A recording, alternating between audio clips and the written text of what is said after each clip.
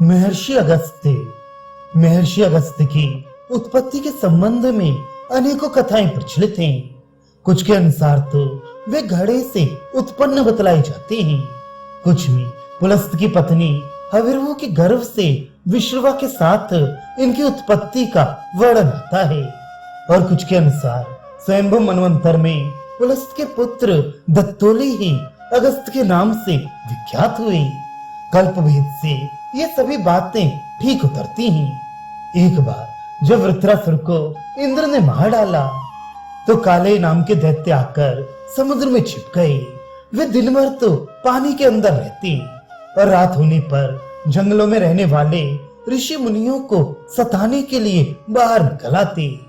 कितने ही समय तक वे रात को इसी प्रकार आकर वशिष्ठ, च्यवन, भरद्वाज आदि महर्षियों के आश्रमों में रहने वाले ऋषि मुनियों के मांस से अपना भोजन करते रहे। लाचार होकर देवता महर्षि अगस्त्य जी की शरण में गए। उनके प्रार्थना करने पर ऋषि मुनियों की रक्षा के लिए वे विकल हो उठे। उन्होंने एक ही चिल्लू में सागर का समस्त जल पी डाला। सागर के गर्भ में छिपे हुए राक्षस सामने आ गए। देवों ने उनमें से कुछ का तो संहार कर डाला और कुछ फिर भी बचकर पाताल में जाकर छिप गए। एक बार ब्रह्म हत्या के पाप के कारण इंद्र को अपने पद से च्युत हो जाना पड़ा। उस समय इंद्रासन पर राजा नहुष अधिष्ठित हुए। इंद्र होने पर अधिकार के मत से उसकी बुद्धि विमोहित हो गई।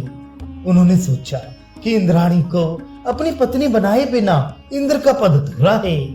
जब इंद्राणी से इसके लिए प्रार्थना की गई तब बृहस्पति जी की सलाह से उन्होंने उसको कहला भेजा कि अगर नहुष किसी ऐसी सवारी पर आए जिस पर आज तक कोई भी न चढ़ा हो तो मैं उनकी बात मान सकती हूँ। नहुष चिंता में पड़ गए। दूसरे ही क्षण सवारी का ध्यान आ गया। उन्होंने सवारी ढोने के लिए ऋषियों को बुलाया। ऋषियों को मान अपमान का तो कोई ध्यान ही नहीं था। नहुष से आदेश पाकर आलके सब पालकी के नीचे। राजा नहुष अब उस पर सवार हुए।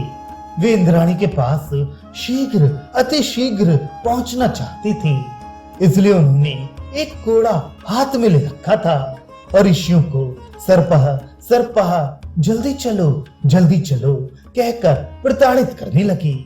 ये बात महर्षि अगस्त्य से ना देखी गई। उन्होंने श्राप देकर नहुष को सर्प बना दिया। नहुष को अपने पापों की उचित सजा मिल गई। राम अवतार के समय भगवान श्री राघवेंद्र इनके आश्रम पर आए। महर्षि अगस्त्य का मन उनके दर्शन करते ही नाचने लगा। उन्होंने उनका आदर सत्कार किया, स्तुति स्तवन किए एवं उनके साथ वार्तालाप तथा संसर्ग से अपने जीवन को सफल बनाया। महर्षि ने श्री रामचंद्र को अनेक प्रकार के शस्त्र अस्त्र दिए और उनको सुरभ स्थान की पद्धति बतलाई। महर्षि अगस्त्य के द्वारा दीक्षित होकर सुतीक्ष्ण के मन में श्री राम जी के प्रति अत्यधिक प्रगाढ़ प्रेम हो गया था। वे अनहत भूलकर भगवान श्री राम जी के लिए इतने व्याकुल हो गए कि आगे आने वाले भक्त इनकी भक्ति को आदर्श मानकर अपनी साधना को सफल बनाने लगे। लंका विजय के उपरांत जब श्री राम जी का राज्याभिषेक हुआ तो महर्षि अगस्त्य वहां पहुंचे।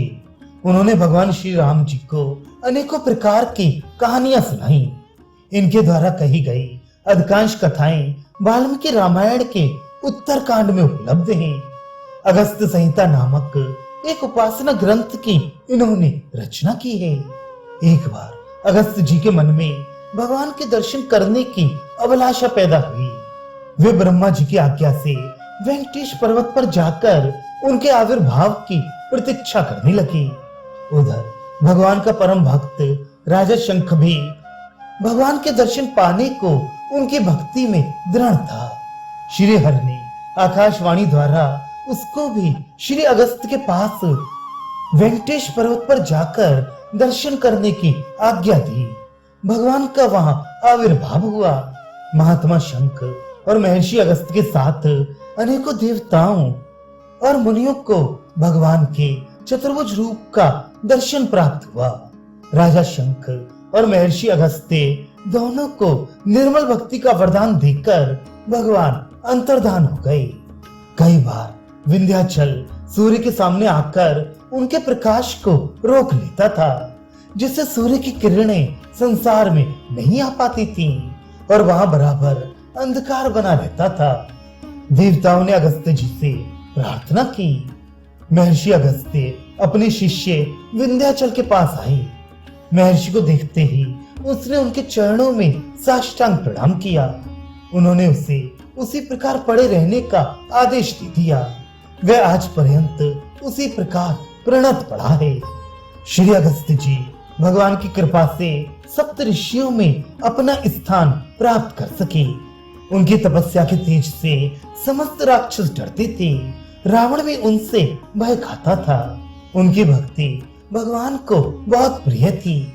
इसी भक्ति के कारण वे कल्पांत तक अमर रहकर श्री हरि के भजन का सौभाग्य प्राप्त कर सके।